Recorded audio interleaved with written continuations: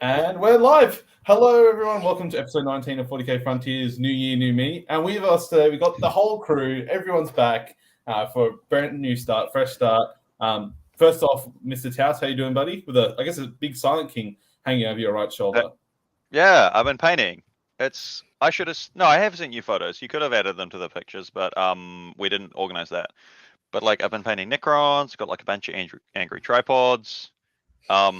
Because I've been doing the whole non-metallic metal G-dub artwork, the fade sort of thing for the weapons. Paint all the rest of the Necron really quick, do the glowy bits with Tesseract Glow, easy peasy, and then spend twice the time I painted on the rest of the model on the weapon.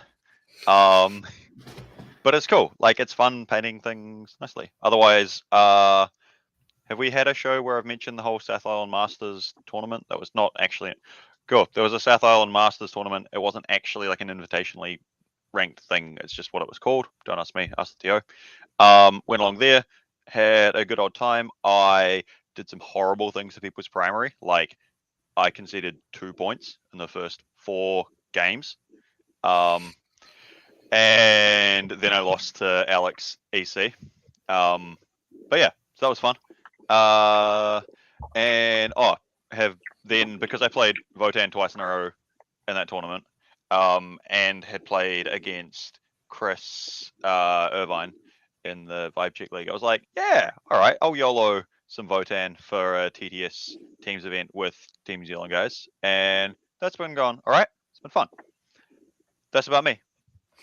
Who's next? Lovely. I guess the person we haven't seen in a long time, Korean Alex. How you doing, buddy? I'm doing good. It has been a very long time since I've been on a main episode. Life has been exciting in new and interesting ways. I got my 3-week break out of grad school, so I can roll back into that. Played in an RTT. Oh God, I think that was a month ago, where I lost to Votan and then had to tell some people that I was going to work some things out while I dumpstered Death Guard and Blood Angels immediately after. Other than that, just been trying to paint up some more stuff, kind of reconsolidating my 40K pile of shame to be less shameful, and trying to get some stuff painted. But yeah, that's all I got going on. And then I'm trying to book stuff for this small trip I'm doing in a couple of weeks. Yeah, it is a couple of weeks away, eh? It is horrifying. It is. Well, it's 3 weeks, right? Ish, just under. Yeah, 3 weekends away. So very, very soon. And as well, we got the one, the only Big Cat Ben Way. How you doing, buddy? Good, mate. Good. Thanks, lads. Nice to see you all here for one night. Hey, we're all here. Pretty good, isn't it? We can't ever do this again. Yeah, that's right. Oh no. Something big must be coming up on the horizon. It's our one recording for the year. That's right. Just like most New Year's revolutions, they start off very well and perfect, and then there's decline over time. But hopefully keep this one going. So, what's been happening to yourself, Ben? Obviously, been busy this past month or so, and busy couple of weeks heading up. So, yeah, I've been busy with a lot of life stuff at the moment, but managed to get to a New South Wales practice teams day. Which is the last 16 most of the boys attended. So I had a few games. That was on the 27th, so that was pretty cool.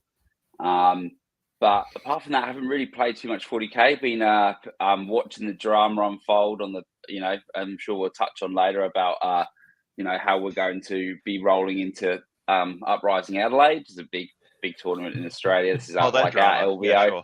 Yeah, so, rolling a bit into that. As Alex drinks his non-alcoholic drink.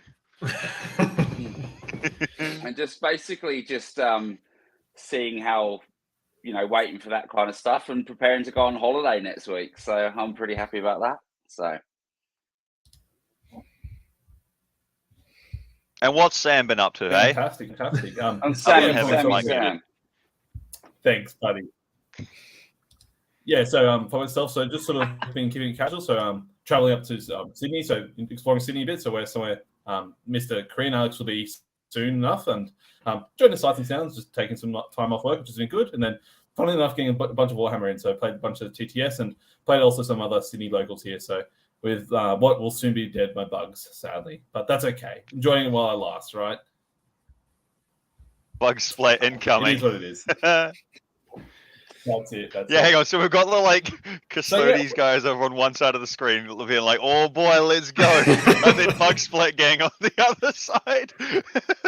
To be fair, I stopped playing my Tyranids when I saw the guard book. Just as that soon as snowflake I saw melted. Basically, I looked at the guard book, and Votan was tipping it over the edge, and then I saw the guard book, and I was like, "Okay, we're not revisiting that anyway." That's fine. We're down under Votan's fake. No one can afford them. A couple of leaks, and well, if leaks is what you want to call them, and then we found out that probably they're going to really do a number on Tyranids by those things, but I'm sure we'll get onto that later anyway with the with the whole thing we're here for. So. Exactly. So this show is going to be a bit of a different sort of show in the sense of we're previewing an upcoming event. So all of us attending Uprising Adelaide, as I guess we've all been talking for a while now. So all 4 of us will meet in the flesh for the first time in one place, see how it all goes. So 250-person super major. You'll be hearing a bunch about the event throughout this episode, as well as so preview for next week. We'll be talking to 2 of the TOs for the event and where that community is, South Australia. So talking about the event and I guess also New Year's new goals and just I guess maybe the year it was as well. So reflecting on that and seeing where we can improve and develop for next year. But before we get started into the rigmarole and the good bits, got to do a bit of a plug. So patreon.com/Best in Tabletop. So part of the Best in Tabletop Network. You can support ourselves, Chasing the Narrative, This Week in 40K, TNG, all the great podcasts and things that come out through the Best in Tabletop, through patreon.com/Best in Tabletop, Best in Tabletop. You can join the Discord there. Alternatively, there's a YouTube members there only area. You can join for $10 a month. So get some behind the scenes content and some extra good bits. So noting there's some extra bit reps, so the little 30-minute to an hour long battle report format that the Best in Tabletop do. So you can get some extras behind there, and there's the part 2s and everything else on there, as well as merch. There we got some t-shirts and stuff like that on the Best in Tabletop webpage. So if you like to buy a t-shirt to support us, or a headband or mug or whatever you like, they've got it there. So, and if you have any suggestions, always feel free to leave them down below. Yeah. Boom. Comment, hit the buttons, do the things, interact, algorithm, something like that. That's the one. Happy Alrighty. days. So, for the main topic, so Uprising Adelaide. So, Uprising Adelaide. So 3 weeks away, biggest event. This is going to be, I guess, the biggest next event for all of us, imagine, between now and then. I know, Ben, you were supposed to have an event this weekend, but unfortunately, due to life, gone the way. I'd rather not talk about it. No, I'm all right. No, He's not over it yet. I've had my tantrum, which lasted about 24 hours, and I'm feeling a bit better about it now. Yeah, just unfortunately for life stuff. It's a shame because the plan was to have those 5 games, then go on a holiday, and then the day after I come back from my holiday is the day of fly out to Adelaide. So that was going to be my practice, even if it was just moving models around the table. But yeah, we're running in pretty unpracticed into the biggest event of the year, so should be an interesting weekend. Yeah, and I'm sure there's some also extra things to throw a curveball in there. I guess Taos lead away. So what's Uprising doing that's, I guess, a bit different to what LVO is doing, and I guess what other major events are doing, and just throwing a big span in the works. I'm not the co-host to ask. I think they're going to be running like all of the new things, but I don't actually know yet. I was going to ask you guys when list suppers and stuff. So let me jump into this. Let me jump onto this one real quick because I've attended GTs on 2 different continents at this point. Uprising has decided. 2, soon to be 3. Uprising has decided that old rules are stupid and we're not going to use them. Also, good luck getting practice reps in, nerds. They're going to use the Arcs of Omen book that got announced Sunday the 1st, which is our second. That's going to be in play. So completely new mission, new detachment, new secondaries, as well as a balanced data slate and points that are ostensibly coming out between now and that event. But we don't actually know when. So right now, nobody really knows what the meta looks like. Oh, also they're allowing new guard too. So our suffering is unending. Exactly. So absolutely craziness. So I guess compared to most major events, so they're allowing new guard and a whole new book and new mission pack and everything. So they put it to a public vote. So for all the attendees, because obviously when we sort of had theories and stuff that was going to come out in time, but they put it to a public vote and people voted yes, that they would like the new mission pack. So to all our demise, I thought it'd be fine. I was like, oh, play new mission pack, it'll be fine. And then literally, I guess, so I was planning on taking mids and harpies and all the fun stuff and hearing all the leaks and stuff like that. I'm like, yeah, they're going to get crucified. So, no. It's like, I will have to switch things up. So, oh, well, it is what it is. So, yeah, definitely a new setting, new everything. So, other than those content creators who may have early access and previews, we're all going in fresh-faced, and so just waiting eagerly until you hear more and more and more. So, dude, it's fine. We've all put the same thousands of hours of prep work in. The couple of weeks won't matter too much. That's definitely. He's right. So Taos, how are you looking to prepare for the event? So obviously, first international event for you, heading to Australia, for 40K wise. Okay, how are you thinking about it? So, like, how are you preparing for the event? Like, has this changed having Arcs of Omen be applicable and balanced data slate and points? Has this changed your mindset and goals heading in? Yeah, I'll be real. Thus far, I haven't thought about it. I was just like, we'll worry about it. When's list sub? I've heard Arcs of Omen, like, the baseline is like, I've heard Arcs of Omen is going to, it might help with night detachments, right? Because you don't pay extra CP for taking, like, War Dog spam, which I've been running. So I'm like, woohoo, start with more CP. And didn't think past that. Also, like, if Armor of Contempt goes away, which is rumored too, and there was a couple other things, then it's like, oh boy, chain cannons are looking spooky. But no, past that, I haven't really put heaps of thought in. I'm just now, you having talked about this, getting myself like worried, like I need to like pack the stuff and take it across the Tasman, like, and I think I'm going a bit early. Like I have a bit of time in Aussie beforehand, so I probably need to like paint up more stuff. Fortunately, my knights are magnetized, so I can be like, here's a bunch of extra arms and stuff. Good luck. Like, because I imagine I'll run them because that's probably the most flexible. I don't know. I have a bunch of Custody stuff. I don't know how well that'll pack. We'll work something out. I'm apparently like still planning to bring you idiots some terrain, so we'll work that out. That's like about my thought, but no, mostly like I'm going to have some fun. I'll take what I can make work or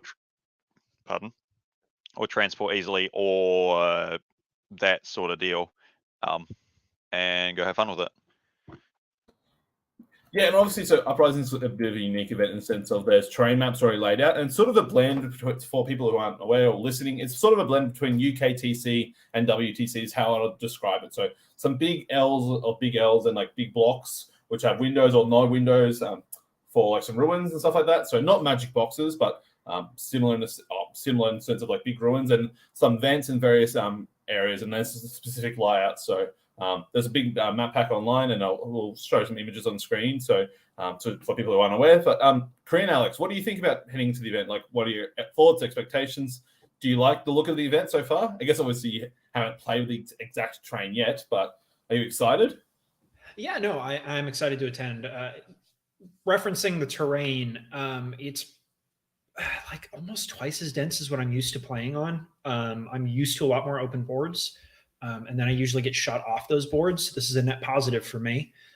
Prep-wise, I'm taking custodes. I had I as a longtime guard player, have access to a guard army made up of a lot of Lehman Russes. And I realized a couple things of that going in. One, I'm going to get tagged by somebody who knows how to do melee, and I'm going to get really mad because I'm not going to be able to shoot anymore. And two, I have not played that army. I have not played guard since, 2019, I think was the last time I played that army. So it's been a little bit since I've even pulled that army out. So I decided instead of YOLOing to guard, I would play the thing that I've gotten reps with for the last 6 months. I'll take custodes. We lost Ben. Oh no. Being down. Bye-bye. When building that list, again, not knowing what points are going to look like, not knowing balance data slate, not knowing missions really. I had to think of it as like, okay, what am I going to be able to paint that's going to be generally good? So I built a list that was 9 to 10 bikes, 3 Caladius, and then flavor to taste for the last few points, because it's fast enough that I can jump on people if I need to. And on the terrain maps that you'll see on the screen here, for those of you who can't see, you should watch the podcast because you didn't get to see us talk. But B, it's a lot of L's and a lot of ruins that you can hide behind.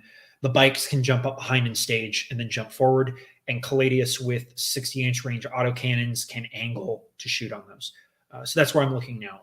Those last couple hundred points are kind of tied up in what my characters are going to be. And I haven't really nailed that down yet. It's going to really come down last minute what the points look like. And then it's going to be some rapid painting to try and get that knocked out. Fortunately, because I'm jumping around a lot, I have a ton of custode stuff that's half painted. So whenever these points drop, we'll be, okay, I got to look at it. We know what the Arc's Armament detachment looks like, so I can build into that and just finish up what that is and then go. I'm taking the entire week off prior to Uprising, so I'll have time to get some stuff ready, but it's really going to come down to the wire. I'm slightly tempted to just have a stupid idea and be like, hey, do you want to bring a guard army? I'll bring a Custodes army for you to play, and we'll just like swapsies. Because that would be chaotic, but probably not the best idea. Like that guard army is going to require some TLC. That guard army I have owned since I was in middle school. Are you saying the Air Force shipping of it was left a little to be desired in a couple of fronts? What, when they unpacked one of the boxes in a shipping container on the ocean? Yeah, that kind of sucked. I still have some busted tanks that I haven't fixed. Some of my turrets are wrong that I'd have to reassemble. So there's a lot of work that needed to go into that guard army. And I'm pretty sure I almost gave myself an ulcer over trying to build Kasserkin. So I've given up on that idea because it's a lot more stressful to source that than I thought. Classic. All right, what's Ben thinking? Because like at least the week holiday or whatever you had planned prepped between your event and Uprising, at least now like you've got some solace and that would be useless because the rules will change, right? Yeah, so it was all the practice was more to move models around the board, really, and get a bit of match fitness back, if you like. I guess there's a lot of expectation change for me, like where life's been a bit busy and stuff like that. I think I've had a good season, I guess, so far, and would have felt pretty good going into this if I'd had a bit more practice going into it. But I think the wind I've had the wind taken out of my sails a little bit from that. So I've kind of had a bit of an expectation shift about the event when it comes to playing. Like, I'm just going to go there and have a good time. I want to take what I think's cool. I am probably, there's not really much pre-work I can do. I'm sure if there's any leaks next weekend or whatever, that I could probably get working over the first week of my holiday in the downtime, at night. I think it'll be all. Oh, I was going to say it'll be all guns blazing once the NDAs drop, right? Yeah, but I won't have that time on my side, because I'll be enjoying a family holiday, so I won't be able to just be like, right, guys, look, I've just got to take the evening here and get a list worked out, But I think that I feel good. I think I'm just going to use this as a really good opportunity to come and hang out. Like, for example, like we're meeting for the first time, like all in one spot, which is going to be great. So I think I'm just going to use it as more of a kind of thing for that. I think I'd be silly if I had a bit of expectation going in, but yeah, I think I'm just going to wing it. Basically, I'm just going to look at I'm not going to play my list until the day of the event, the first game one. So like that is, that sentence in itself is like something that I've got to be that sets the expectation right there, right? Like the game one with the list is going to be game one, and game one of the mission pack is going to be game one at Uprising. So there's only so much you can expect when that's your path towards the event. So yeah, I'm just looking forward to going there and playing some games. Better than any of the rest of us. I wouldn't go that far. Look, I'm looking forward No. to coming there and just I'll have a look through. I'll just be looking at. I'll probably play some sisters. Awesome. I would have loved to have taken Bucks, no matter what state they're in, but I think that's probably too low if some of the rumors are true. For me. And yeah, I think I'll probably play some sisters. Maybe Blood Angels. You never know. I might take some Blood Angels, but that's always possible. But you know, it's more likely going to be sisters, I think. So for me, Dude, with some And maybe Ben, you're free not- war gear and like you don't need to pay the 3 CP Vanguard tax for Space Marines, just like could be good. yeah, I think like sisters are going to get touched up a bit in this FAQ as well. So and if the rumors are true, none of it's particularly positive. So we'll see. We'll see how it goes. Well, there's a positive in next to the like points that's been like added or subtracted to the points cost of the model, right? I hear it's like +2 on a lot of things.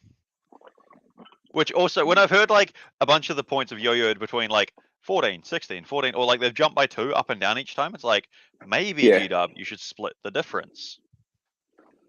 Well, that would make perfect sense, right? But you know, Yeah. maybe What about it's too you, much Sam? sense. Yeah, so for me, I guess similar boat to all of you. So I'm just gonna go into the event and just enjoy it. So obviously, so I go through some life changes and stuff like that. So doing a big move and stuff like that. So heading to Uprising, I had on pretty good authority. I thought it was like, right, this is not going to be a new mission pack based upon last year and everything. Just going to dedicate to one army and play the list and be comfortable and just look, I'm not going to do as best with the list as I could, but it'll be strong enough and I'm pretty comfortable and I'll be all good.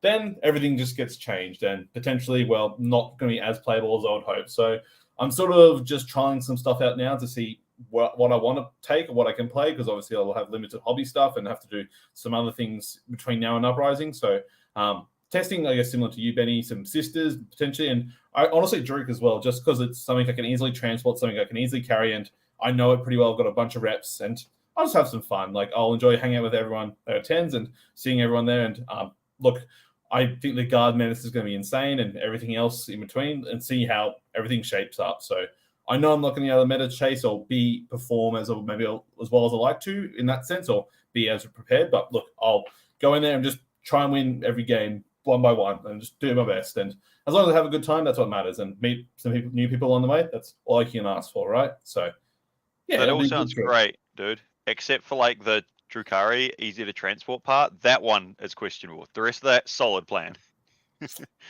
It's a magnet. Funnily enough, so all my Druk, I don't know if you know, it's all like 3rd edition stuff. It's all metal, like all pointy raiders and stuff like that. It's all the funny stuff. So dude. I've got like all magnet cases or the big Crusader phone box. So I'll be able to work something out. So it won't be an issue. So yeah. But going there and I think I'll just take it game by game. I'm not going to try and go in there with expectation of going 4-4 or 5-3. I'll just try and take it game by game and see how we go. Excited to see how the new slate missions and points work out though. So I hope the missions are different and stuff like that. Doubtful, but maybe there's some differences, and see how we go. Do you say no, Benny? You think the missions are going to be the exact same with some small changes? Yeah. How much more different can they get when you're moving objectives around on a 6x4? Like, I don't know. I don't think so. I'd be worried about them changing. There's rumors in the secondaries where there's a lot of command point rewards in the secondaries, which I think is pretty interesting. Especially for some armies, it'd be very interesting depending on how good they are, especially if they're faction specific ones where you can get CP. I think like the secondaries is where I think they're fans of their own work in the sense they've used secondaries to make factions stronger, like Necrons and stuff. And I think that there's going to be a bit of trend that goes through that. I think they like that. I think they like the sound of it, and I think they're going to go deeper into it with this one here. So they use the secondaries as a main balancing tool. I think sisters will get hit quite a lot. I think Necrons will take a bit of a hit, but they could get some points decreases in return, which I think they're actually rumored to get. So, it'd be interesting with the combination of those two, points scored and points costed, how much they can actually balance factions. This would be quite an interesting book like that. But also, like, it sounds like the ally rules is going to cause some absolute mayhem. And There's actually one thing that we haven't discovered. I'm sorry to go on tangent, but there's one thing we haven't covered, right? And I don't think many people have tuned into, is the fact that with Uprising changing, we've taken the path it's going to take, and with the short notice we'll get between list submission and getting the points. I think it's actually quite concerning that we're hoping we're going to get like a 1 to 2 hour turnaround with Battle Scribe here, converting those new points. So I think this is no. So if I would hate to be a TO of Uprising right now, knowing that the fact that all their lists could be coming in like handwritten Excels. So oh no, dude! You're so right, but. So people haven't thought about it, and it kind of hit me earlier today, like literally a couple of hours ago, and I was like, "Oh no," because I just the idea of writing a list without Battle Scribes and I'm going to be on holiday, writing a list without Battle Scribe or a computer. Dude, are you going to a beach? You're going to be like scratching with a stick in the sand doing your sums? Oh, I won't be going to a beach, mate. Like I can't. I cannot handle a beach at all. My skin, but yeah, look. Yeah, I just like, we could be in for some absolute trouble here. So who knows? Who knows what? Oh, we're expecting a big turnaround from Battle Scribe, and unless there's going to be a lot of lists. I'm just thinking. I was thinking I'll just maybe just get my army out. You know, before you go to a tournament, you put all your models out on the table, and I was thinking about just getting a photo of it like that and just putting that as my list. Like a post-it note of warlord traits.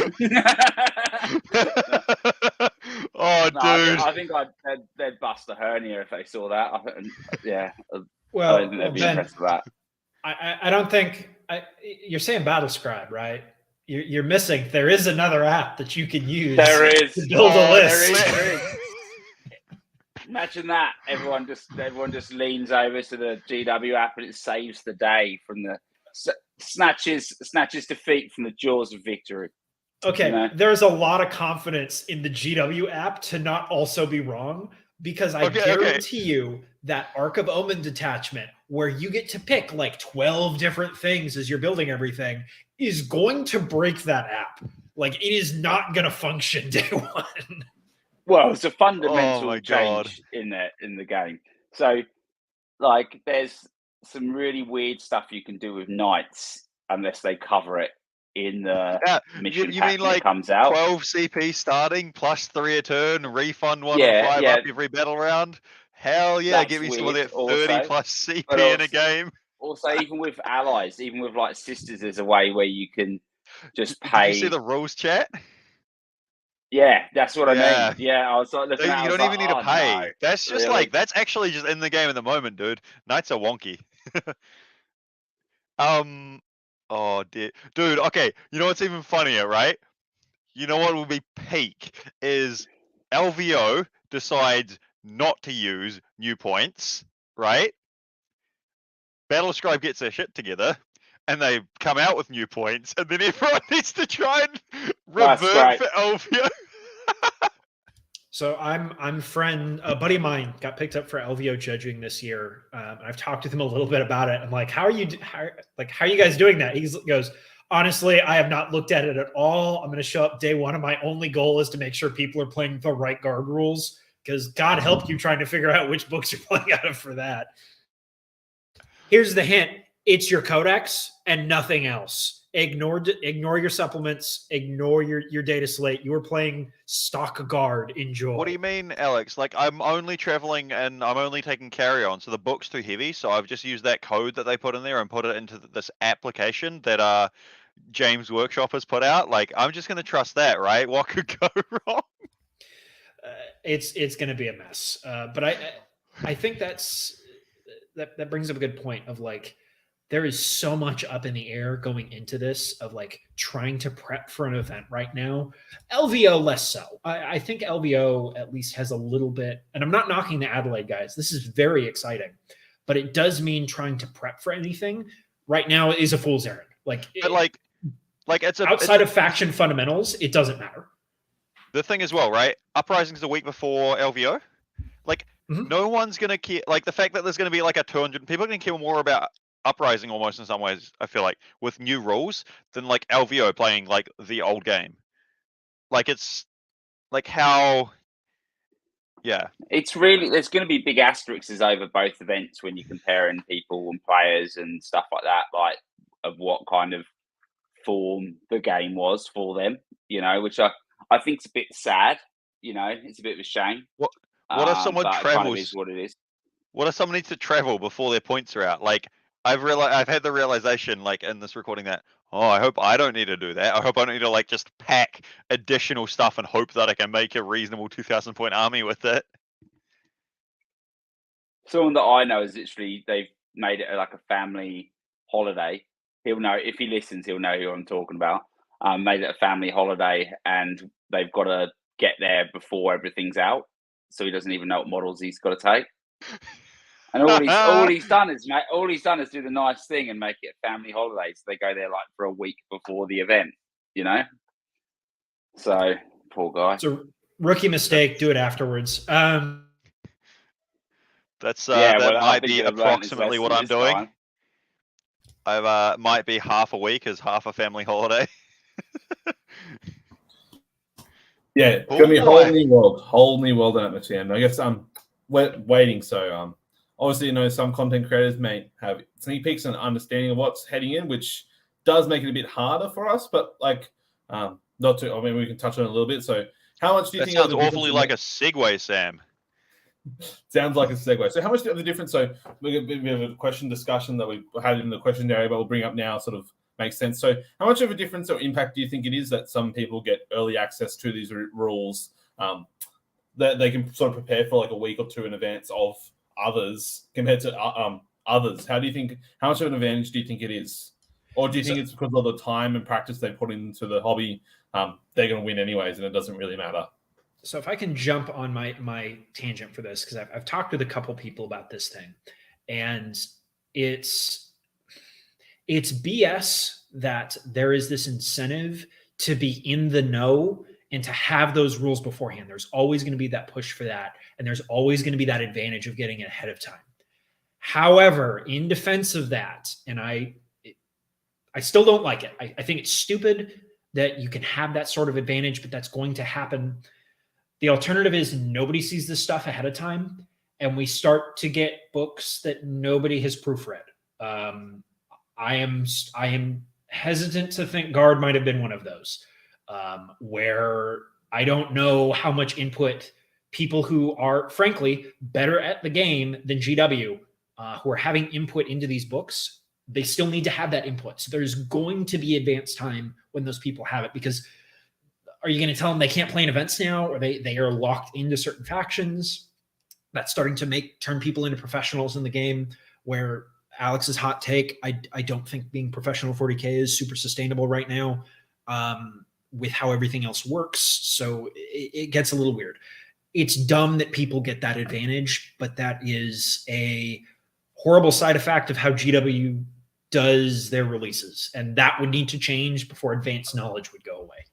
I feel like, because you raised the point of like the options between have playtesters that are good at the game who will therefore get some advanced knowledge, or like not have playtesters at all. It's like I always am against strongly the whole like no FAQ, no play, or those sorts of things, because like if you don't play books in big events until they've got like a insert thing, right, until they've got an FAQ or a balanced status, like some people have said, right? So how are you going to form these changes if you don't have the data for like? So yeah, I feel like to some extent it's like it sucks. Some people have advantages. Welcome to life. Yeah. I think the people with advantages need to be aware that they have an advantage, and do not try and downplay that. If people say that you have an advantage, you can own that. That's okay. You had advanced knowledge. If you try and hide that, that makes you look like a jerk. And I'm really censoring myself here because I've known a couple people who've know people. Yeah, who've exactly. Really kind of I think because Camilleri's going to Uprising. Does he have? He maybe has some knowledge. I can't remember if he does or doesn't. But like people are going to think he does because like he's associated with Art of War, and like supposedly they're veteran playtesting. Yada yada yada. He said he did on his podcast, I think. Did he? Okay, yeah. Because I know he said that I saw something from him like he's probably going to play something a little bit off or not changing too much or something that he's always been on, just to try and avoid getting too much flack, because that'll be the way to solve it at Uprising, right? The Aussie or down under way of just absolutely tear to shreds someone if they're like, oh yeah, but you only won because you had you only won because of the thing. Give people flack. Like, that's probably just not like viciously, but like that's probably just the solution of, congratulations, but like grain of salt, you had some help, right?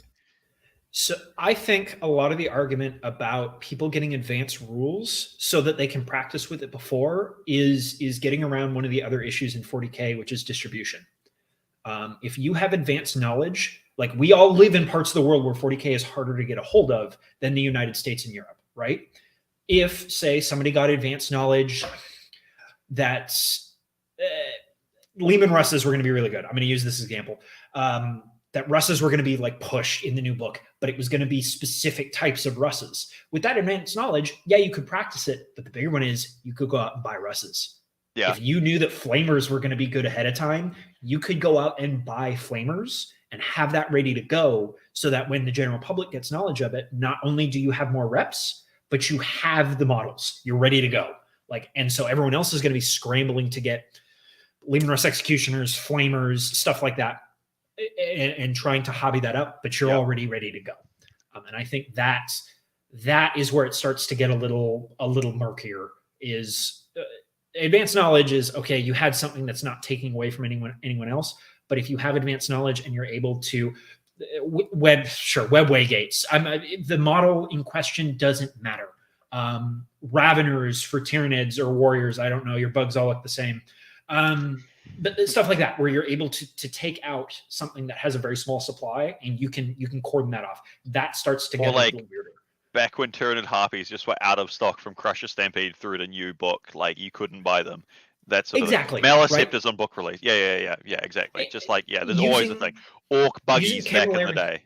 Using Camilleri as our example, right? He has advanced knowledge. I'm not saying he does or does. I'm using him purely as a name because we've put it out there. Adam Camilleri in this scenario has advanced knowledge, right? If the man brings Dark Angels, which he's made very public that he already owns a bunch of, okay, whatever. He played Dark Angels. He already owned everything. He brought Guard. He already did that. But if he shows up with like, my made up pushed army in this is orcs. He shows up with a brand new orc army with a ton of models that were hard to get. That's where it starts to get questionable. Or like 9 airbrushed Void Weavers to throw back to another past thing, right? Like if you've got all that ready. Right? Yeah. Like, yeah. Yeah, so it's definitely interesting and different. What do you think, Benny? You see they're pondering. I think that I agree with most of those points. Like, obviously, ultimately, like I don't think there's any hiding from the fact that it is an advantage. Like, but I think that so there's always going to be people with those advantages. So I guess like Tal said in life, I guess. But I think that the important thing to remember is it's kind of probably only an advantage if you're already a competitive player. So like, just say like you're not a competitive player, right? And you're just an average Joe, but you get like your hands on some leaks. Dad it's not Hammer really going to Uprising to catch up with mates, and then like slam the trivia quiz afterwards, sort of thing, right? Yeah, but like even if you get it, if you get those, you get that insider preview, and you're an average player. It's going to make you better, but like it's not going to break it. The problem is, I think it's when the already very competitive players get that competitive advantage, and then you get I guess I'm saying you kind of got to be like it's only an advantage if you're in a position for it to advantage you, if you know what I mean. And I feel like some of the players who get that knowledge already have an advantage because they're up at the top. So that having that insider knowledge actually gives them that advantage. Way more exaggerated and emphasized at that level than it is just for like, do you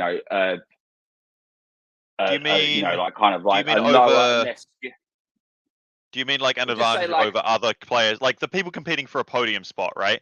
Are you saying like if some of them get it, their advantage over another one, or like you're saying them competing compared to like the average tournament player? Well, let's just name some names. So like tabletop tactics, right?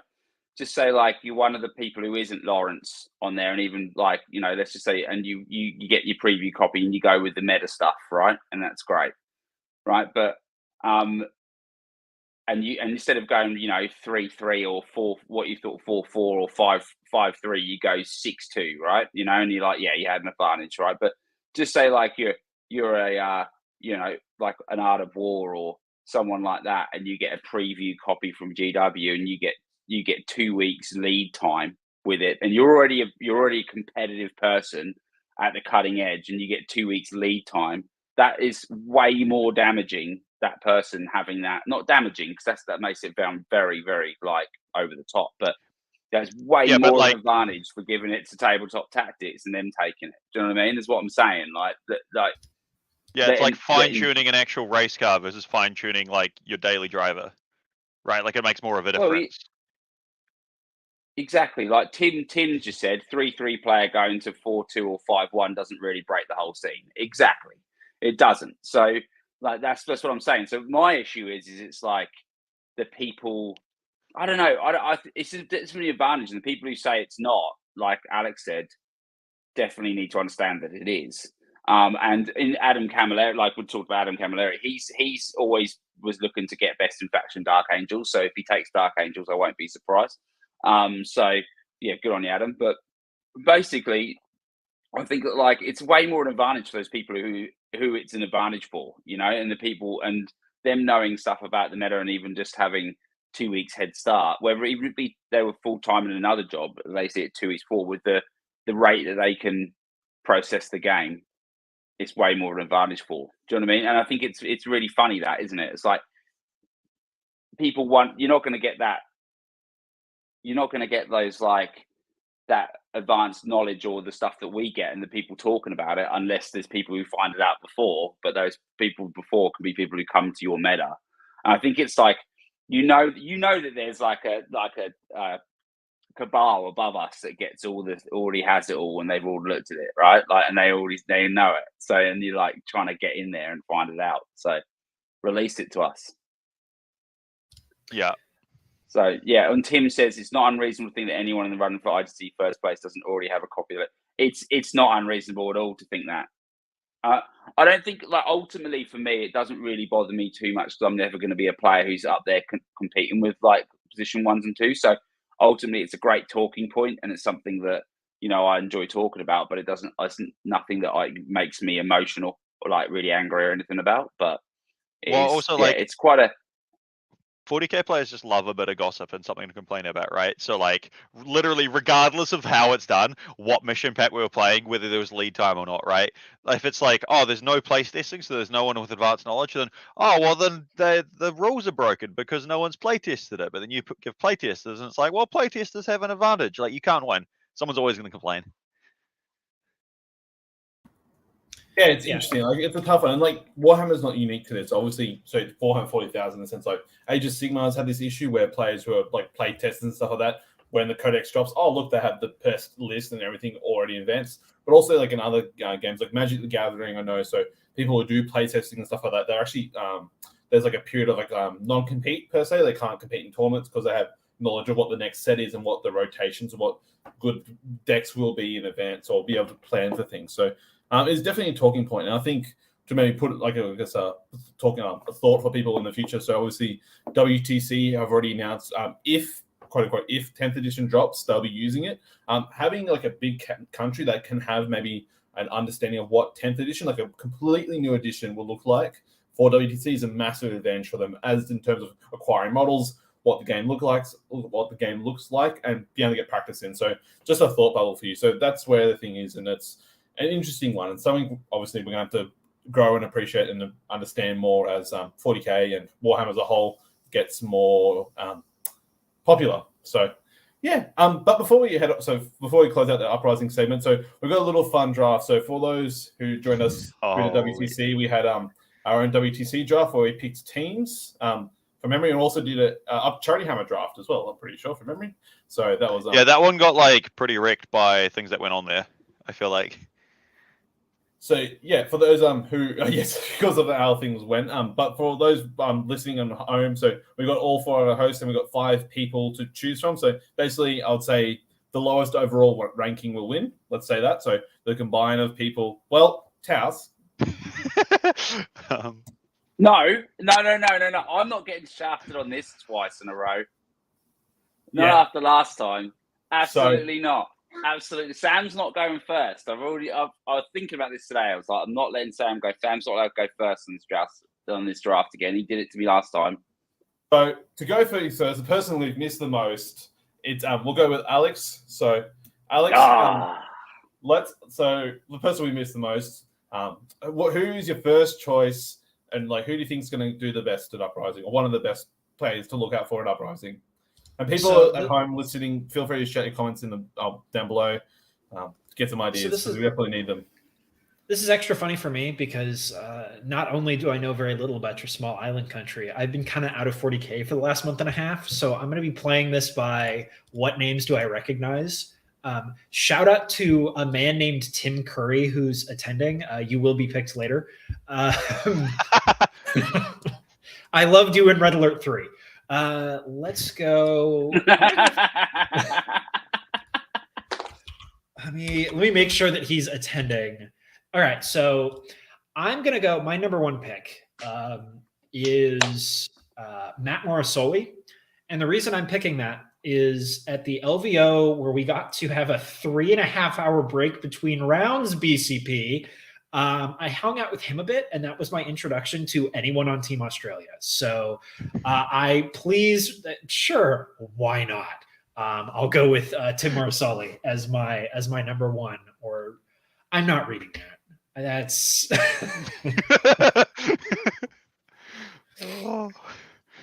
All right. Ben, you're up next, mate. Oh, yes. Okay. I'm just going to put Liam Hackett as my number 1. So that feels so great that I got that out from you, Taos, as well. That feels so good. Yeah. Redemption.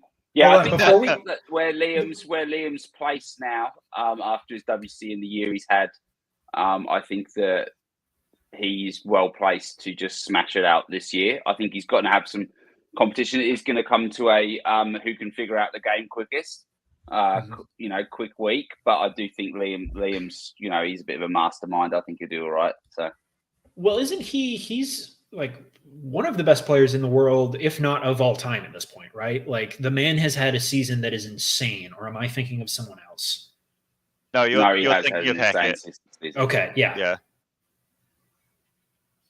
Also, we need to make sure that this spreadsheet that we're pulling names off of is controlled so that we don't have a hidden Sean Naden event again. Yeah, that's what I mean. That's why I was like, Sam's not going first. He just goes, oh, yeah, Hey, that was me, dude. I was the one with the memory that worked. Screw it. I can't remember. I'm just going to go with someone from Team Australia, honestly. From mine. So I've got Simon Walduck.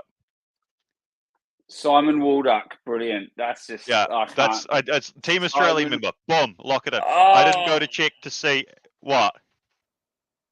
Hayden Walduck or Simon Gojkovic. That's who I was tossing up. So I've gone Walduck. You've made a blend of one person. Wait, did I get it right? Wait. You got it right. I say Simon? It's Hayden, right? It's Simon Gojkovic. Yeah, I know. Did I say it wrong? Did I say Simon Walduck? Yes. Classic. I knew it was Hayden. Quack Walduck.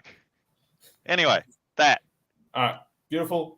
So for myself, I'm going to take the Terminator himself, Chris Wright. Yeah, I wasn't sure if he was going, and I blanked on his name, but that's fair. And then, should have said, so snake draft. I'll take the next one. Then we'll go back. Classic. Make a snake draft, buddy. Snake draft? Never even heard of a snake draft before. What sort of NFL BS is this? A fair one. Move on. Debatable. So onto yourself, Towsy. This is a player place draft, isn't it? I can tell. Oh my goodness. Well, if you want to go back from the start, I'm happy for you to go back to the start. If you want, Yeah, I'm happy no, to- you can have it, mate. You can have it. All right. You picked two of my teammates. All of my teammates are picked, and I can't even pick one of them now. I do. If have it's any one person consolation, I'm gonna Ben, whack I at the was end, though. taking Simon next. So if Right, Sam okay. didn't, so All right. Yeah, that's fair enough. All right. Yeah. that was the other guy that I met at LVO. It's not what who, it's funnily not enough, what he did, Alex. It's how he did it. All right. I played him in a practice game before. Oh, that by the same way, LVO. guys, snake draft. It's fine. Don't worry about it. So I played him before that LVO, didn't know who he was, and was very confused why everyone kept coming up to say hi. The man destroyed me in like 2 turns. I was like, what in the hell? champion. And then I found out later, I was like, oh, okay. What are we doing? Sam's Okay. offered another. Oh Whose my turn god! is it What next? are you doing? He's closed He's it. cancelled it. He's gone. No, you know what? Fine. If you don't want it, if you're going to behave like this, God, how many of these are we meant to get through? We've got like 5 to do. Oh my goodness. whose turn is it next? I went next. I put Alex's. beneath because like normal blokes and those guys are great. And yeah, that'll do. It's about. I've run out of Team Australia people that I'm like sort of familiar with. There's like literally 200 names to scroll through. This will do. What about you, Yeah, it's Benny? you, Ben. Oops. Sorry. Okay. I am going to trying to think who we've got. I'm going to go one of my teammates as well, who I actually thinks a bit of a dark horse to do well here this year, and I think it's Alex Terrison. Okay. Oh yeah. Yeah, I think he's going to do well. I think he's had a absolutely stellar year. I was going to chuck him, seeing as a lot of all my other choices have gone. So I'm going to get him in there now.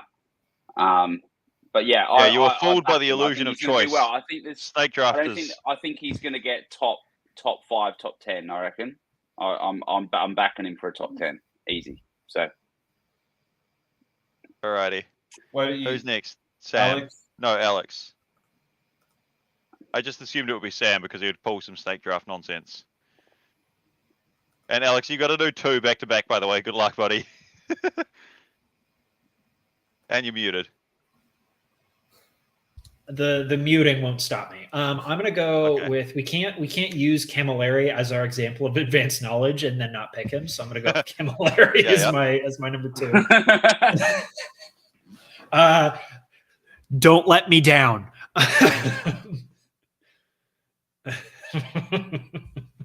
And then we're gonna burn the boats, and I'm gonna pick myself for number 3 because this is a serious endeavor. I'm directly responsible for my own success now. Oh dear. Alrighty then. Bold strategy. Ben, are you gonna like follow up and pick yourself? Nah, I've got another really good one. Go on. Brody Middleton. Alrighty. So he's an Aussie who's coming back after. I hope he listens to this. He's an Aussie who's coming back to Australia after a long time, but he's just been playing up in all the glass hammers with all the and I think he did a very good LGT finish. I think he's in the top 15 for LGT. I think that a lot of people probably aren't going to notice him, but I hope maybe they notice him after listening to this. But I'd look out for him. He knows what he's doing. He's a great player. Is Sam going to make himself his own spreadsheet that we can't edit? He's tired of my nonsense. Yeah. Dude, he's rigging the draft even more. Yeah. Beautiful. What about yourself, So Chelsea? Brody Middleton's my 3rd.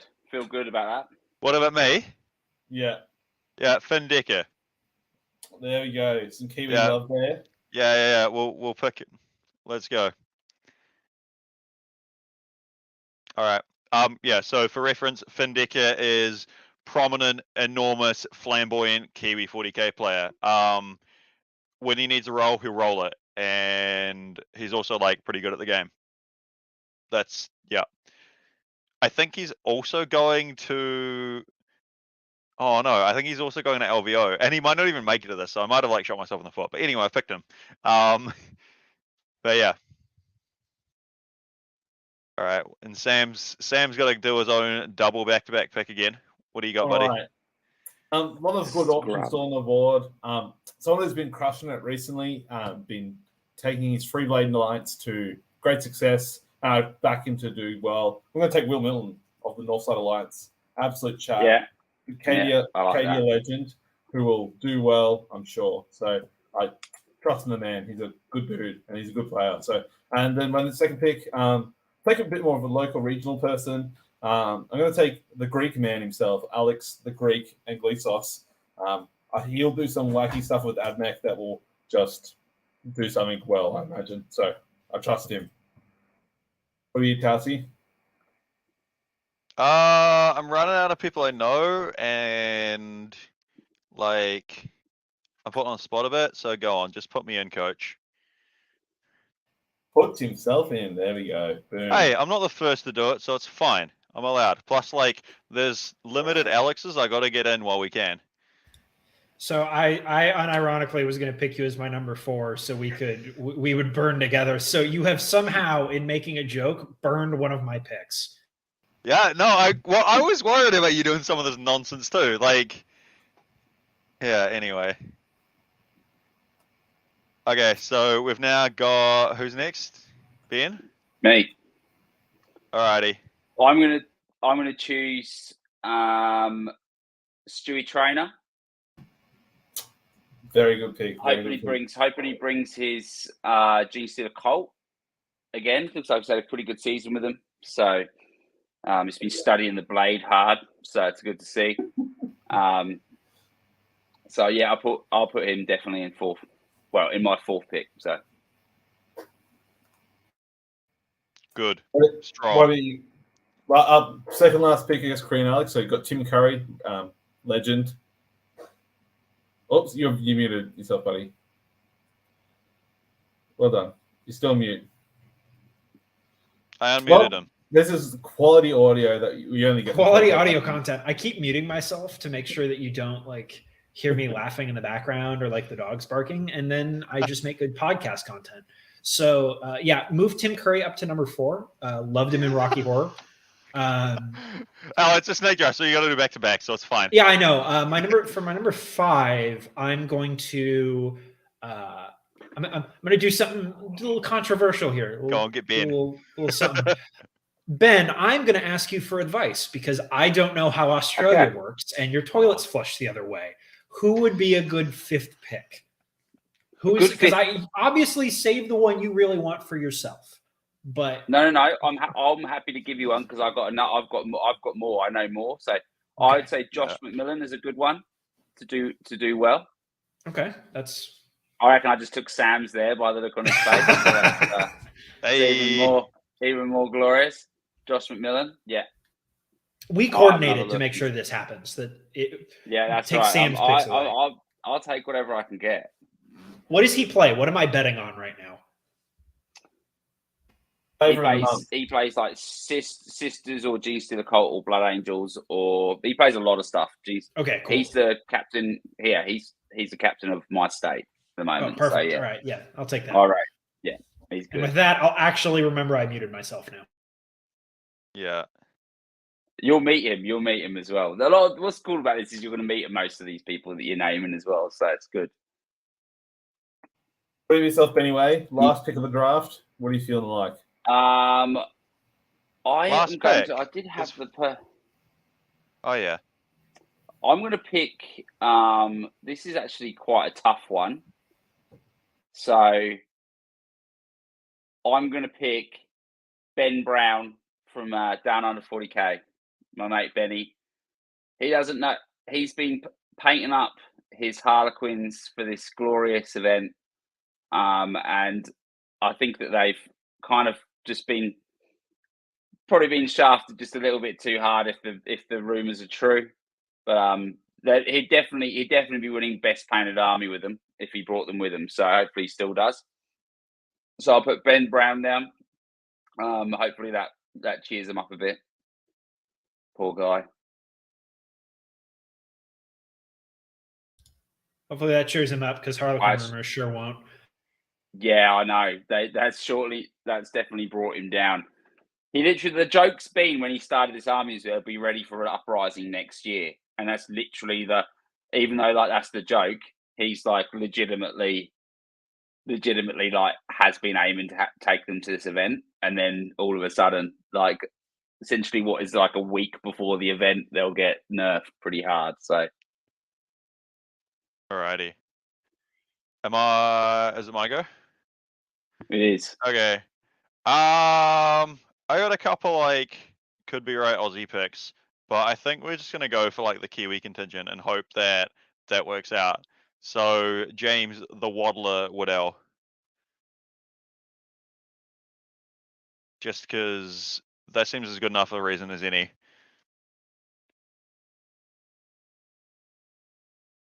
Yeah.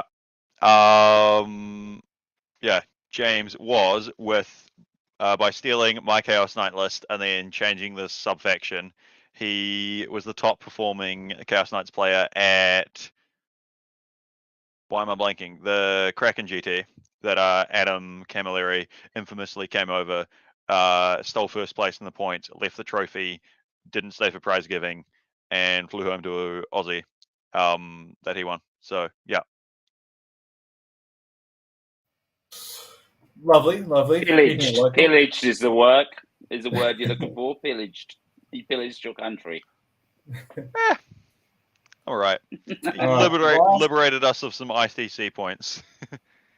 Last pick, hey. You know what? Someone who's done well, and despite I think the rumors that AOC may be going away, I think he'll still do well. I'll go Dean Sinbeck of Blood Blog for the Blood God fame. So big chaos man, absolutely killing it over there in Victoria. So I'll go for him. Keep it all different. There's too many other good names. There's so many others. Jeremy Martino's still on there. There's a bunch of other good New South Wales players at the Brodies and Brian Lakin. Shit. I would have, if I remembered Jez, I would have put him on instead of Ben Brown. That was wait, is Marigold in there? One. Now I've just thrown away Marigold. Put him on there. Can I have a swap? Nah, no swaps.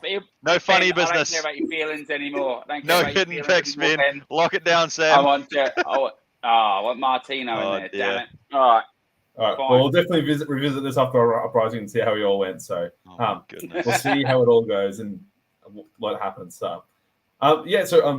Well, before we wrap things up, we've got a bunch of questions from the audience. So Adam from we're not going to touch on goals, Sam? Sure. Do you want to touch on goals real quick? That feels like actual good, reasonable, wholesome content, that sort of thing. Like, recap the year and goals to the next one. We had that somewhere in there, right? We sure did. So, Council, kick us off. So, what were your goals heading into 2022? Far out. Oh, my gosh. Now heading into 2023. Heading into 23, and what was 2022 like? Like, any exciting endeavors, anything you wanted to achieve that you did or did not, and then maybe have rolled over for 23? And then I guess, one word for both of them would be teams, because, 2 NZTCs in 22 was pretty cool because COVID delays. I guess, in terms of things that maybe could have gone better in the year, the hope might have been to get first in one of those two with the team from down south. We got bridesmaid at both, but it's all right. But that was probably my highlights of that. And running my own events. That's been awesome. Yeah, that's been highlights for sure of 22. 23, it's sort of a goal, sort of planned is I've got my first 2-day coming up, so that should be cool. Keep people along. So I want to try keep growing them. Otherwise, I wouldn't mind trying to go for getting a best painted award. I don't know if that's reasonable because there are some really good painters locally, and I'm just relying on painting lots of shiny Necron weapons is sort of my hope for that. But maybe. And otherwise see how things go, because I've got multiple international events to travel to, so we'll try that out. Is that you had a big section in the spreadsheet? I've lost it, Sam, of goals and things like that. Have I touched on all the points? I missed one of them. What are you, other Alex, what's your how's 2022 for you? Obviously, big life change and everything else happened. Obviously, I wasn't able to play maybe as much 40K as you'd like, but what is it looking like heading into 2023? Yeah, so 2023, interesting goal that I got for myself is I'm hoping, fingers crossed, to play I would call it a GT, but we're going to have to asterisk that. I want to play a GT on 4 continents in the year of 2023. Korea might not hit an official GT, but that number doesn't matter anymore because it's a made-up designator. So playing in Australia, playing hopefully in Korea. I should be, fingers crossed, at BAO in May. I get to walk at my college graduation the week before. And so I'm going to stop in San Francisco on the way back and try and play in that. And then the wife and I we both want to go to the UK at some point. And so I'm trying to find an event that I could play in, and then we could go have a big European vacation. Hobby wise, I'm actually looking at downsizing 40K, which is really strange to talk about, but hear me out on this. Some of my biggest heartburn that I get over events is trying to prep stuff before attending. And there's always that mad rush to paint everything. What I'm going to try and do is have 2 fully painted armies that I can swap to multiple lists in one faction. So it'll be Death Guard and Custodes. I want to be deep on both of those so that regardless of changes, I can shift to something. And that'll help kind of take away a lot of the anxiety over 40K. So that. And then a big one, I've got working on some mental health stuff. Trying to take care of that and view that a little nicer, take care of myself a little more there. I've got a couple other big life events coming up, and I'm realizing it's like, hey, I probably need to kind of slow down and figure that out. And maybe not focusing as hard on 40K, trying to run out and buy the next thing and paint everything up last minute. Maybe that'll help take that off. I can definitely confirm that like it's a pretty cool feeling having like just I have all the things for this faction painted. Like when the first NZTC that I mentioned this year, that was just after Custodes came out and were like stupid busted. And I had to paint like a model to go like hop on and play like a real strong list that that was pretty cool. And so you'll enjoy that. Fantastic. And yeah, great goals. And like mental health is always a great one to have on. So you can always take better care of yourselves, everyone. So, and feel free to admit it when you may be down or not doing so well. It's okay. It's all good. So, about yourself anyway. So heading to 2023, like you had some big life changes during 2022, had a nice career break per se, obviously personally, and then maybe play a bunch of 40K. So what are your plans for heading into 2023? There's gonna be a few changes with so we've looked at 40K exclusive. There's gonna be a few changes, obviously edition and stuff like that. I'm gonna hope to try and get to I enjoyed the amount of events I played through. The amount was a bit crazy and some of the events were great. So I think I'm just gonna beat that. I wanna kind of still go to a lot of events, but I'm just gonna be a bit more picky about the ones that I go to. So maybe just basing off how much I enjoyed the other ones, or if that actually fits in with life a little bit more, because I won't have quite the flexibility. I think I've got a bit more focus on teams in 2023. Certainly for the first half of it, at least. I'll be prioritizing team progress and practice for myself and list building, like the whole lot. I'll be prioritizing from my point of view.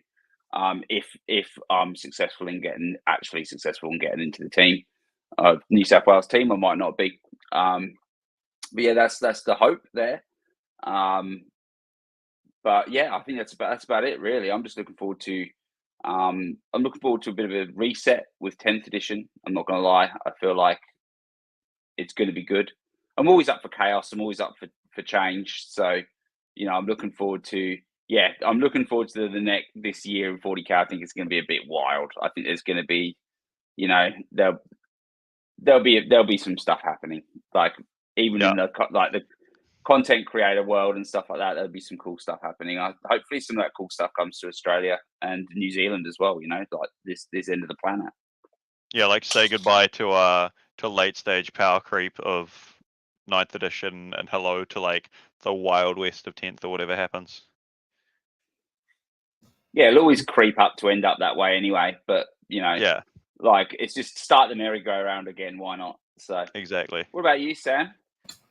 Yeah, so 2022 for me was pretty good, also. Overall, so able to establish a community really well here, so get a lot of consistent competitive games in. And biggest thing was heading in, we get the ACT community to join the ANZ Team Champs event, and we're able to do that, which is a great success, and have 8 ACT players play there, which is just amazing. So, went off better than I could have ever imagined. So that was amazing, and we've got a good community here who's always talking, always just willing to try and help each other and get a good camaraderie going on. So, and more people join the hobby, which is fantastic. So, I think into 2023, I think I'll take a bit of a step back in the sense of competing in events and stuff like that. Life's going to get in the way, and I've got other things I'd rather focus on. So, including personal life. So, I think obviously, and have a better balance with 40K.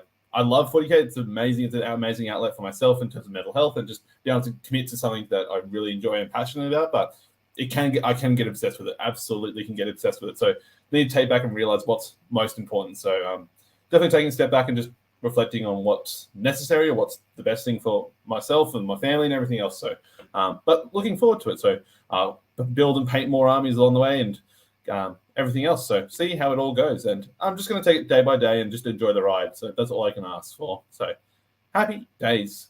Cool. Anything else, Taos? Nope. Hey, I did my bit. Yeah, no, good. Yeah. Yep. Beautiful. All right. So we have some questions. If you like to ask us questions, feel free to send us some or hit us up in the Patreon or the Discord, and we'll be sure to answer them. So we've got a bunch from actually some Tasmanians. So people aren't aware, Tasmania, our island south of Australia, still part of Australia, just a small island, still part of Australia though. As opposed to New Zealand, the other group of islands south. Also part of Australia. Yeah. We own you. So. Fortunately for us, we're not. Anyway. No, so it's got a bit of a spiel. So, firstly, Tasmania is sending 12 people to Uprising, which is fantastic. So, kudos to them. Is that the smallest contingent he asked? Or I think there will be a small contingent for Northern Territory, maybe WA. Do you know how many people are coming from New Zealand? It might only be as low as 3 because there's a massive New Zealand contingent going to Vegas. So, that's a pretty. There's half a dozen guys going to Vegas, so I think that's severely impacted how many are going to Uprising. It might just be the 3 guys that I put on the team. No, there's at least 4. Liam Herbert's in there as well. But there's not too many. The Tassies probably have us outnumbered, but it's all right. They seem like a good laugh.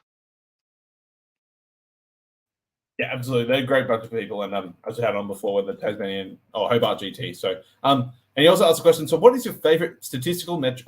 What is your favorite statistical metric to view each state through? Should it be average overall event placing per capita, wins normalized by state economic output, highest finish multiplied by number of game stalls in state, highest average first round lost? How should we judge state by state by state? What's the best way to do it? You think? What do you think? Someone else, I got to check something. Outside of Korean Alex, if you first place, you'll just win the whole thing, right? So, yeah, I mean, if you're to quote the great prophet Ricky Bobby, if you're not first, you're last.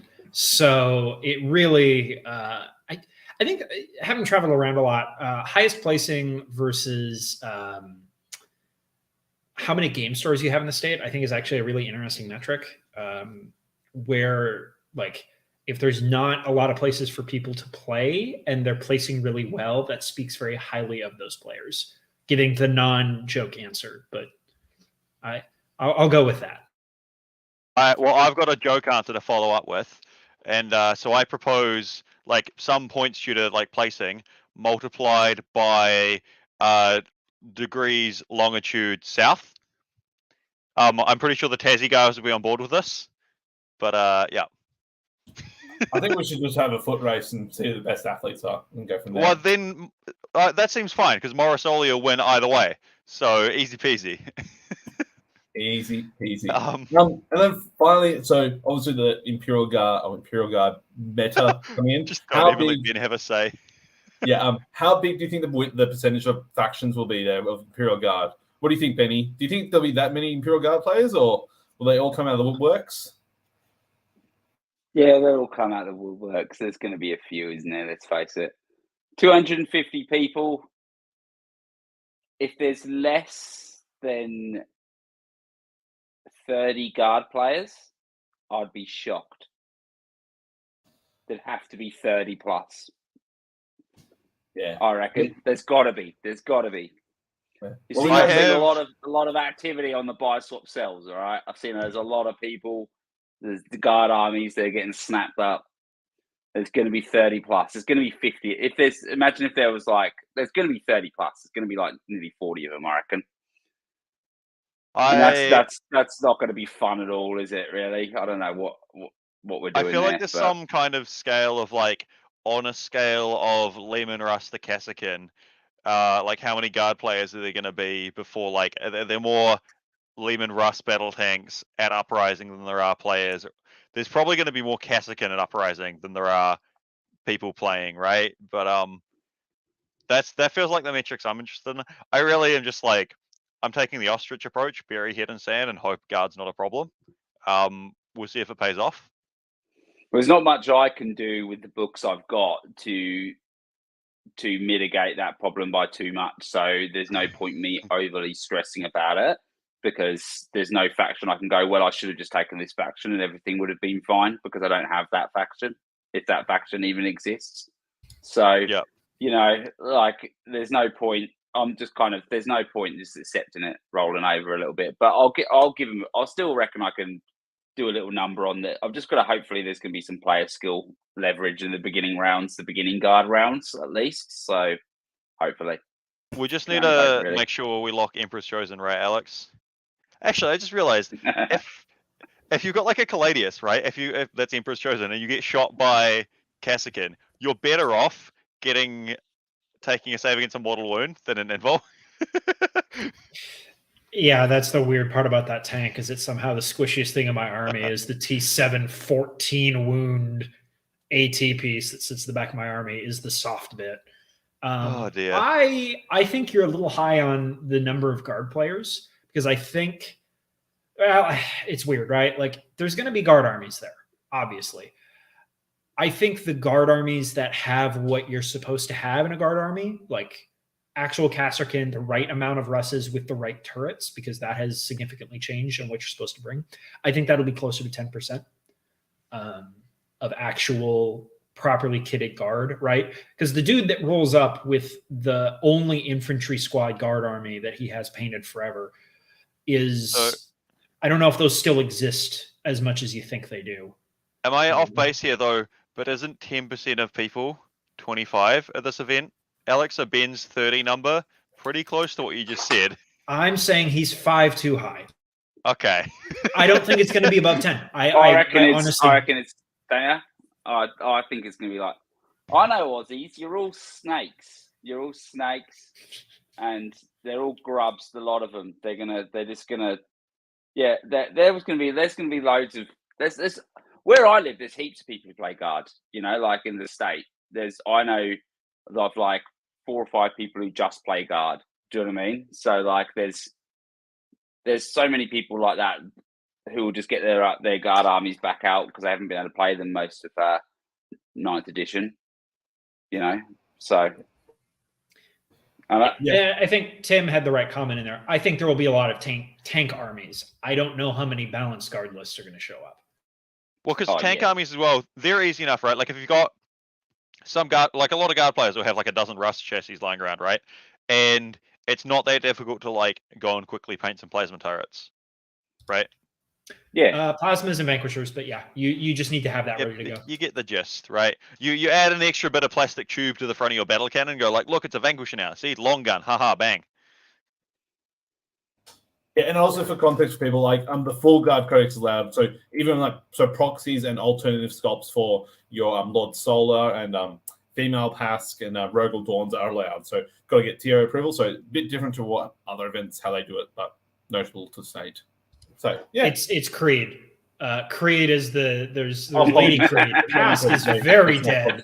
Sorry, apologies. So, female Creed. Apologies for that. I am always tracking what my namesake is up to, and right now it's about 6 feet underground. So, or on top of Angron, but no. It's 6 feet underground.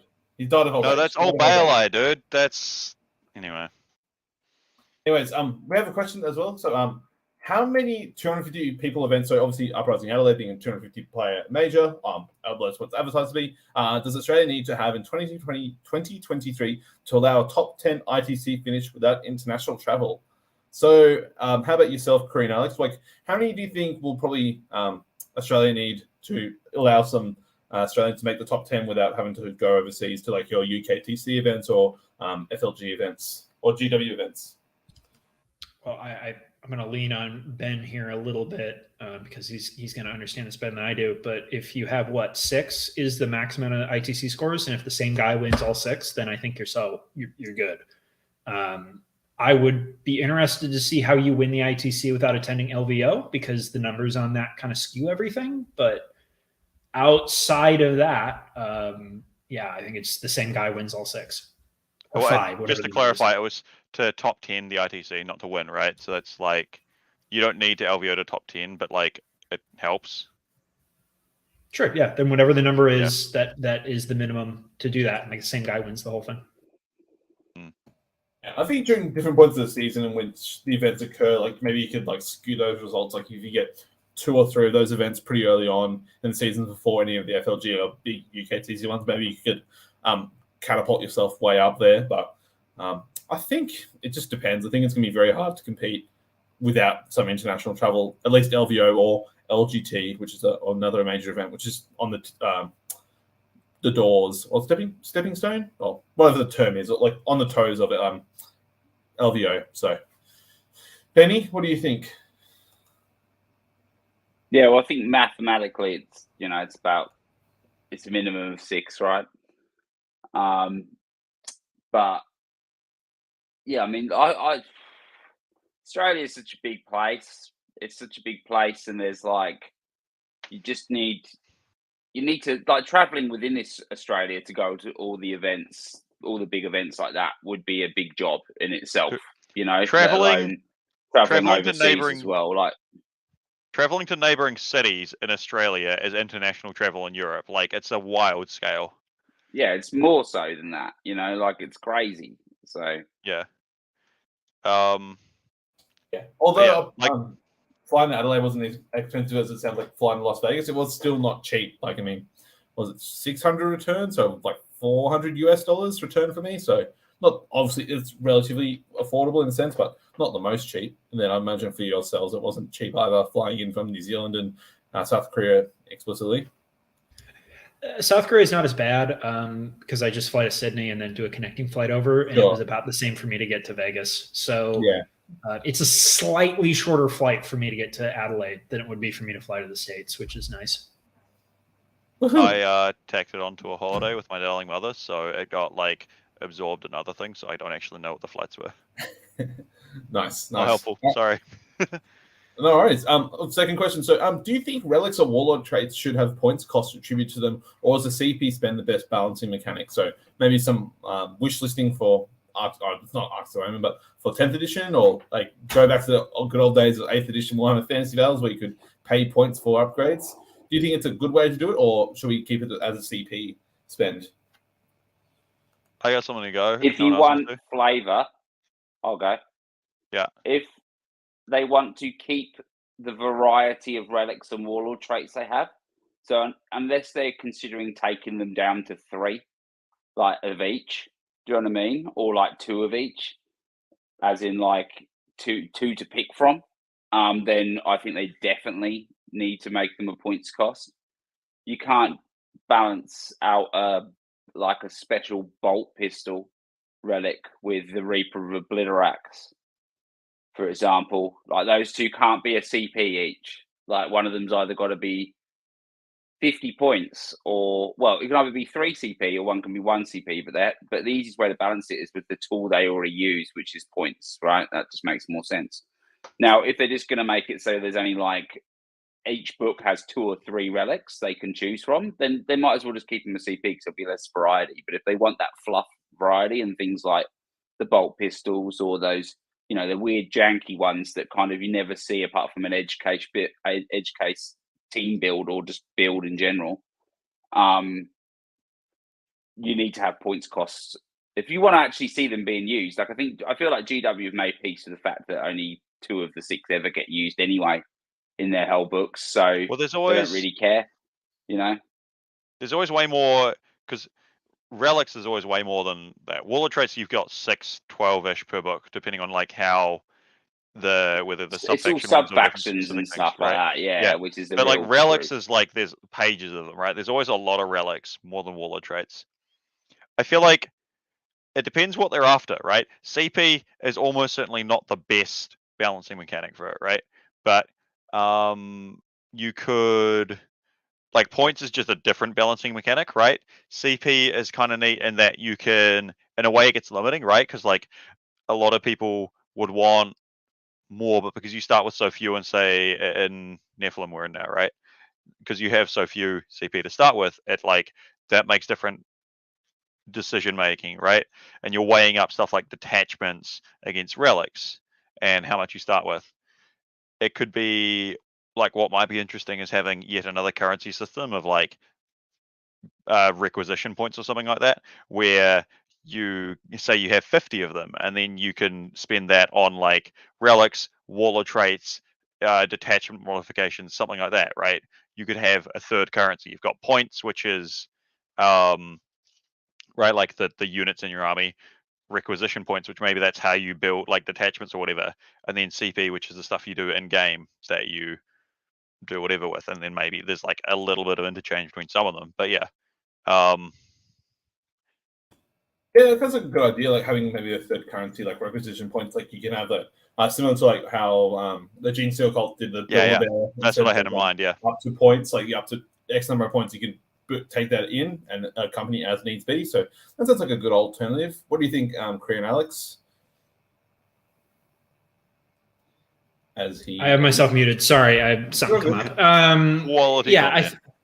It's quality podcast content. I'm in somewhat agreement. I think a lot of relics are trash. You're only going to see a few, and then you'll get the fun edge case ones. I'm actually for leaving them as CP, and you just maybe give us more CP. 12 is too much. 6 was too little. Maybe we go with 8. Let's be real. You don't have 6. You have 4. If you're considering the same, right? Or you have 6 now and you had 14 before. Yeah, maybe you make that initial purchase free again if you're going to put everyone at 6 CP. I usually run Trajan, so I don't normally have that problem. But I think you make the first one of each free. Go back to that, get rid of this requisition crap.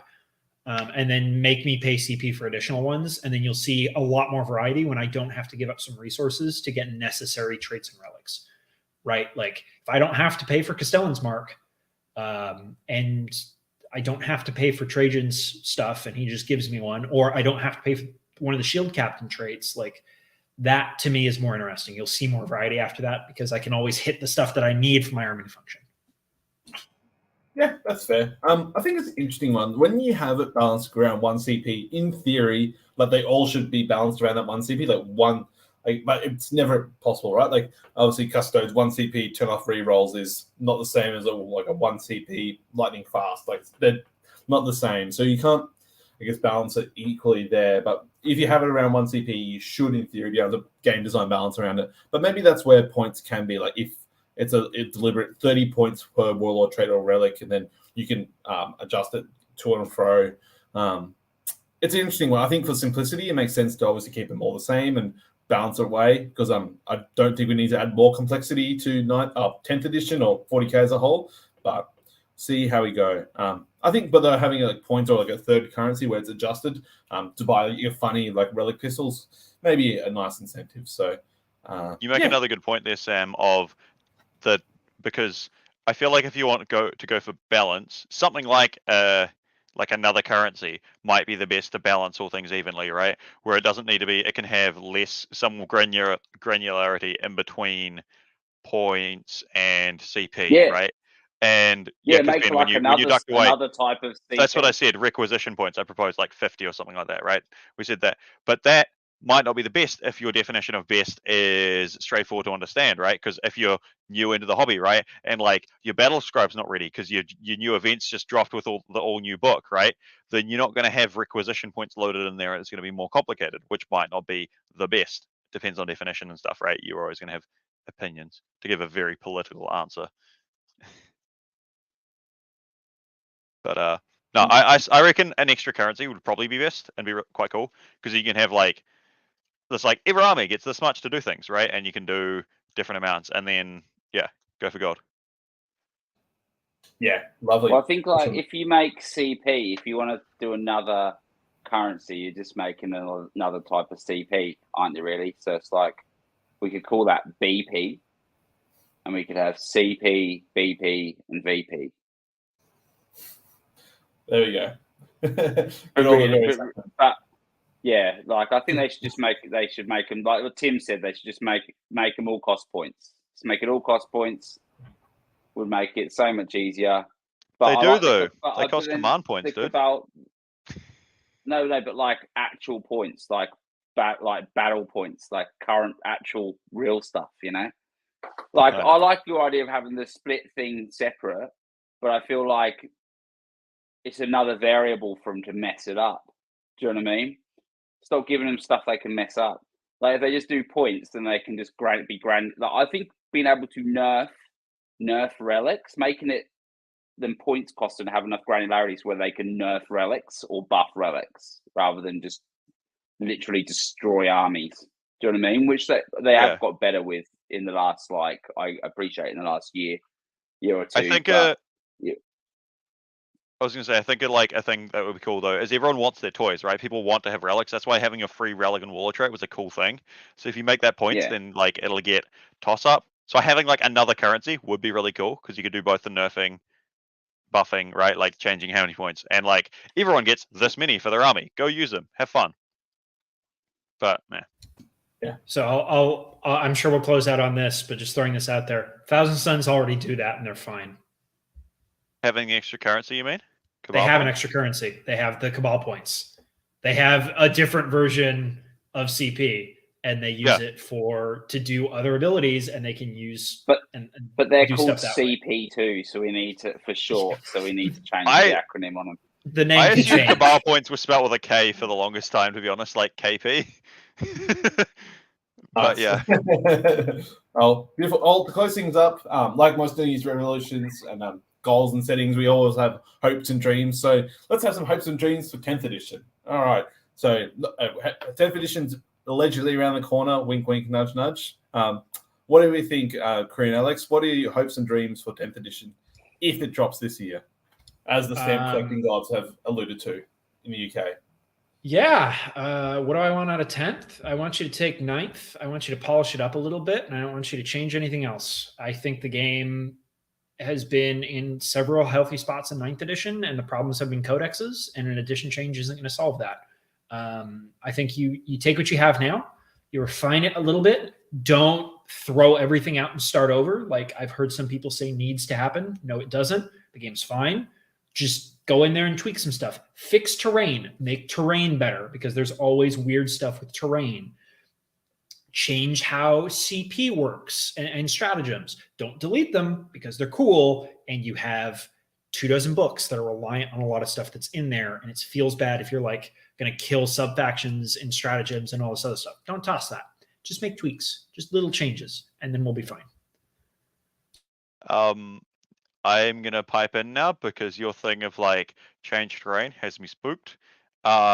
Just refine, improve terrain. Don't make it drastically different, please. I've made a bunch of it. Being really selfish. But probably also if they can somehow magically avoid the every edition like slippery slope of look at this cool new thing we've got and then power creep it. If they could somehow avoid that, that'd be awesome, but unlikely. Like if they have a way to like maybe help with deployments, because like that's a lot of the thing of like different deployment maps having what is it called? Like people love or hate different deployment maps depending on whatever it is, and no, I'm blanking on it. Oh, I had another point, but it's gone. Someone else go. Any hopes and dreams and aspirations for 10th? What Alex said about the codexes was spot on. The actual game mechanics are pretty good. It's the codexes. So I'd love to see them really homogenize the people who are writing these books, get them into like one room, punching out a book together, and looking at books before or after. There's always going to be a bit of creep as they refine and come with new interactions to make the game more interesting. But to have more communication between like codexes and just like so standardized special rules would help that, so they didn't have to stop keeping around there. Get better at writing codexes. Don't be no more psychic awakenings or supplements, or just the supplements for the books. That's fine. No more additional rules, like no more like armies of renown or vigilance detachments or whatever you want to call them, right? None of those. No more. Stop it. Online missions, I want them to see up their online game, like move the whole thing online, like with the points updates, balance updates, allow people to buy digital rule books again, so you can edit those digital rule books when come on, it's time now where like it's the internet's pretty good now. You've got no excuse. You got to do it. I got to go somewhere in between your thing there, Ben, right? Digital rules. Yeah, that's got to be the wish list for 10th, right? Yeah. But I actually I thought the Psychic Awakening ones were really cool. Of like, you've got your rules, right? And then every codex, everyone gets like a bump of a few extra rules and stratagems and stuff like that. I thought that was cool. And if you've got digital rules, then that's like not a problem that you've got to carry around more stuff anymore, because you don't. It's digital. But yeah. I think if you're going to do that too soon. But yeah, there is a happy middle ground for that, and I don't want to lose my point on this. Put it in chapter approved. If you're going to make a seasonal thing, and you're going to do weird faction things that you can do, throw it in chapter approved. Everyone gets like, oh, here's your weird army of renown. Terminus Est is my example. Here's Terminus Est. It's legal for 6 months. If people like it, it's legal for a year. But you don't run into this weird content validity thing where I have to start checking multiple PDFs to see what book should all just that I be paid $50 spot. for. Exactly. All the rules in one spot, all made by one team, and overseen by one team, and that one team interacts with doesn't have to necessarily even interact with the community. They've just got to like receive feedback and change the game. If not considering all of our feedback, but choose a good statistic, like the guys from. They've been trying to move up their game statistics, right? But they keep on showing the win rate, and like anyone who follows anyone who talks about stats, the win rate and just basing a faction off win rate was a horrible way to balance the game, because it's just it's just fingertip deep, isn't it? And like getting someone listening to those guys and having the rules team listen to those guys. I don't necessarily have to have their own stats team, but like you've got people like, people from stats check and stuff who are doing like, the Emperor's work, and they're literally right there. They're right there. Like all your information, you can access it. They can go on the website like we can. It's like, just go on the website a bit. So it's Wahapedia's digital rurules, right? Like, it works. Just go and look at the once a week, mate. Just look at the meta and that once a week. Don't have to, just so you know what's going on in your own game just a little bit. We should probably let Sam answer as he rapidly flies around the screen. He's leaving and coming back to try and get attention. Can you talk, buddy? Yeah, sorry, I think my camera's just shut off. But I think 9th edition has been a good template with some obviously issues along the way in terms of COVID affecting things and release schedules. But I think getting online rules will be fantastic. only limiting like codex updates, like your armies are renowned or like your little faction specialists to those who do not have things. I think it was a bit rude when like Cult of Strife got an update when the Drew Curry book literally just dropped, and like, then you have Guard there sitting there like, come on, we haven't had an update in however long. So I think updating things as the game progresses might be nice, and I think simplifying some things, maybe scaling up the points a bit. And I'd be curious to know if like a 1750 point equivalent game right now would be fine at 2K. Like I wonder if you can keep the game's time down more and like keep the sort of feel of 40K, but maybe not have as much of a creep. So I'll see. It'll be interesting to see. I think we've got a good basis, and I'm excited to see what happens. Cool. Do we have? I think we should close it off there because Sam is like actively crashing as he tries to do this. So... Yeah, and it's getting late. Sorry to people, or maybe just Aiden asking questions in the chat, but yeah, Sam's computer's not having it. We're gonna need to get going. Yes. Well, thank you for everyone for listening and joining us live. Appreciate it. Join us next week. So we'll be interviewing, I guess, Adam and Josh and Gelke of Uprising Adelaide to talk all things a bit more and how they've been all handling, and also the South Australian matter, as well as that week we have Dino and Dick from Team Netherlands to talk about Netherlands, and yeah, and I'm sure we'll catch us again between now and then as well. So until next time, thanks everyone. Have a great time, and see you all at Uprising if we don't see you then. Have a good See one. you at Uprising.